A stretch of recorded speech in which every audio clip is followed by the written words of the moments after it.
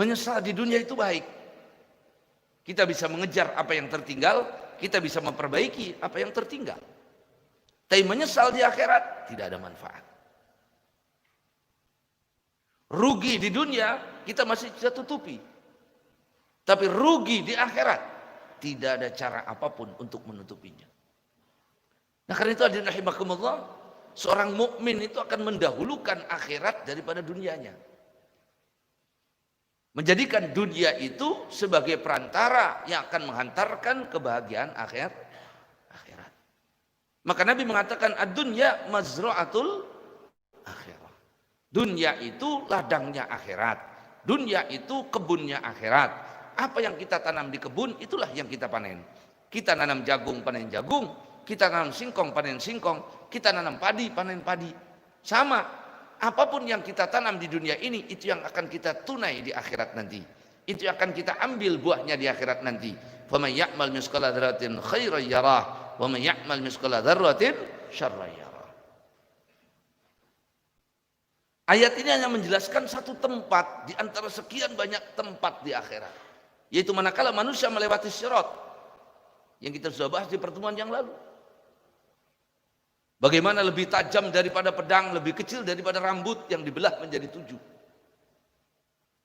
Dan begitu susahnya melewati sirat tersebut sampai semua nabi berdoa di samping sirat dan mengatakan Allahumma sallim, Allahumma sallim. Satu riwayat Allahumma sallimna, Allahumma sallimna, ya Allah selamatkan kami, selamatkan kami, ya Allah selamatkan, selamatkan. Jika itu doanya para nabi, orang yang tidak pernah punya dosa, manusia pilihan Allah, bagaimana dengan kita menghadapi hari ini?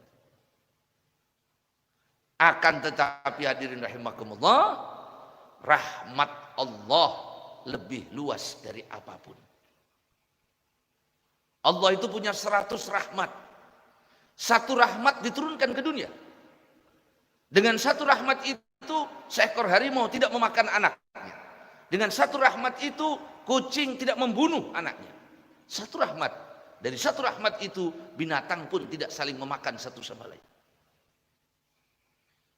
Yang 99 rahmat yang disisakan oleh Allah itu dipersiapkan untuk Allah, dipersiapkan oleh Allah untuk orang mukmin di akhirat nanti. Alhamdulillahirabbil. Satu saja alam dunia ini tertib. Diturunkan satu rahmat oleh Allah ke dunia ini, alam dunia ini tertib. Enggak ada bapak makan anak, bapak membunuh anaknya. Ya kalaupun ada kesambet wong si mengkono. Bagaimana dengan 99 rahmat? Yang saya katakan hadirin rahimakumullah, ada 2 hadis, 2 kisah yang menggambarkan bagaimana rahmatnya Allah itu. Kisah yang pertama, saat Nabi berjalan, kemudian di tengah jalan, ya, Nabi melihat seekor kijang. Kijang itu hasil buruan lagi digotong oleh seorang laki-laki. Dan ketika kijang itu masih hidup, kijang itu lewat depan Nabi, dia berbicara kepada Nabi, ya Rasulullah, izinkan, sampaikan kepada orang ini supaya izinkan saya untuk pulang dulu, lepaskan saya mau pulang dulu. Kenapa? Saya punya anak, pasti anak-anak saya menunggu saya, pasti anak-anak saya kelaparan belum saya susui. Sampaikan kepada yang menangkap saya ini, izinkan saya pulang untuk menyusui anak saya, nanti saya balik lagi. Nabi tanya sama yang punya kijang itu, Pak, ini binatang ini mengatakan kepada saya, ya mau pulang dulu kalau diizinkan. Karena dia punya anak, dia mau menyusui anaknya, nanti dia balik lagi. Kata Nabi, apa jaminannya kalau kau balik lagi, kalau kau nggak akan balik lagi? Jaminannya Rasulullah, bahwa orang yang disebutkan namamu kemudian tidak membaca selawat kepadamu dijauhkan dari rahmat Allah. Maka diizinkan, pergi dia Pak, dilepaskan. Berapa saat dia balik lagi? Itu balik lagi Pak. Kemudian Nabi SAW mengatakan kepada para sahabat, mungkin tidak rusa ini membunuh anaknya. Gak mungkin ya Rasulullah. Terikat, dia minta dilepas untuk nengok anaknya. Bagaimana mungkin dia membunuh anaknya?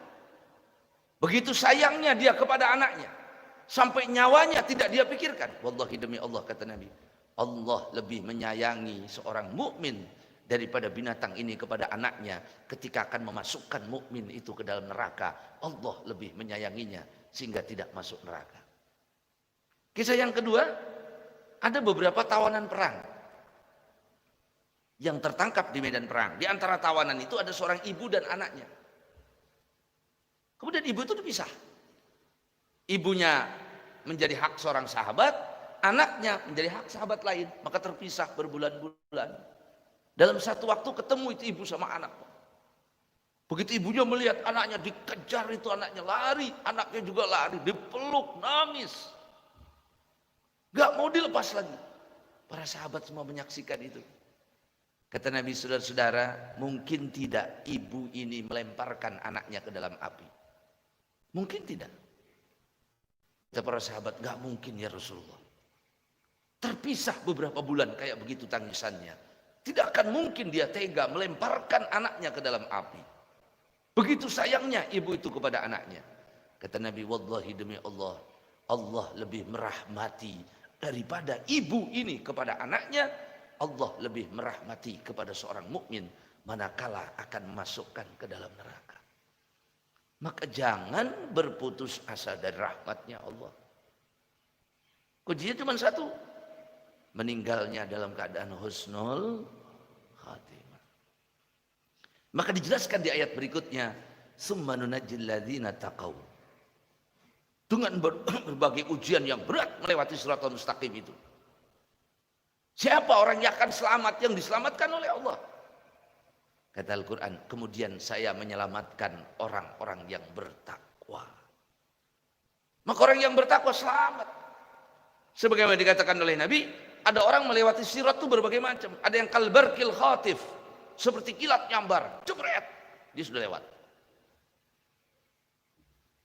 Ada seperti burung terbang, cepat sekali. Ada yang berlari, ada yang berjalan. Ada yang berjalannya 1 langkah, 2 langkah, tapi dia selamat. Maka orang yang bertakwa diselamatkan oleh Allah. Masalah kita ini takwa sebenar-benarnya apa enggak? Karena kita ini kalau di masjid takwa, balik nih rumah embuh. Kita ini depan orang banyak takwa, sendirian embuh. Nggak tahu. Tapi yang diselamatkan oleh Allah, haqqa tuqatih, orang yang bertakwa dengan sebenar-benarnya takwa, mereka yang akan diselamatkan oleh Allah. Maka berusahalah kita menjadi orang yang bertakwa dengan berbagai sifat yang disebutkan di Quran, berbagai sifat yang disebutkan di hadis Nabi. Dengan sebenar-benarnya kita bertakwa kepada Allah, maka itu menjadi modal utama orang tersebut akan selamat dari berbagai kesusahan, dari berbagai kesulitan yang akan dihadapi di akhirat nanti. Wa nadharu dhalimin. Tapi orang yang zalim, orang takwa itu lewat sirat, mau jalannya mundur juga selamat. Apa uncelak-uncelakan dia selamat. Tapi orang yang zalim, orang kafir, orang zalim dua, orang kafir dan orang yang menyakiti saudaranya, menzalimi, menganiaya saudaranya, maka mereka tidak akan kami tolong, kata Allah. Mereka tidak akan kami selamatkan, mereka kami tinggalkan di atas jembatan tersebut. Ada orang melewati jembatan itu 1000 tahun. Dakwah ini kayak apa? Ada yang 100 tahun. Tergantung kecepatan masing-masing, Pak. Ini pakai turbo apa enggak kan gitu loh. Di antaranya dalam beberapa asar, dalam beberapa hadis, Al-Imam Qurtubi menyebutkan di antaranya yang membentengi orang selamat dari sirat itu adalah sodakohnya masing-masing. Itu menjaga orang tersebut. Dia akan terpeleset, didorong lagi. Dia akan jatuh, ditegakkan lagi. Sampai kemudian melewati jembatan tersebut. Tapi orang yang menzalimi, Udah jalannya lurus pun dibelokkan, terpleset. Kita sudah bahas minggu yang lalu. Pos yang ketujuh itu yang paling berat, Pak. 1, 2, 3, 4, 5, 6 lewat. Yang ketujuh ini akan ditanya oleh Allah. Madlamah. Ittaqu dzulma fa inna dzulma dzulmatun yaumal qiyamah. Kata Nabi, hati-hati dengan kezaliman, sebab kezaliman itu menjadi kesulitan terbesar di akhirat nanti. Dan orang yang paling beruntung di akhirat orang yang dizalimi, selamat dia. Maka kalau sekarang kita dizalimi sama orang, biarkan saja, tunggu pengadilan Allah di akhirat. Dan Allah Maha Adil, seadil-adilnya hakim. Kenapa? Karena segala sesuatu akan diambil hasilnya di akhirat.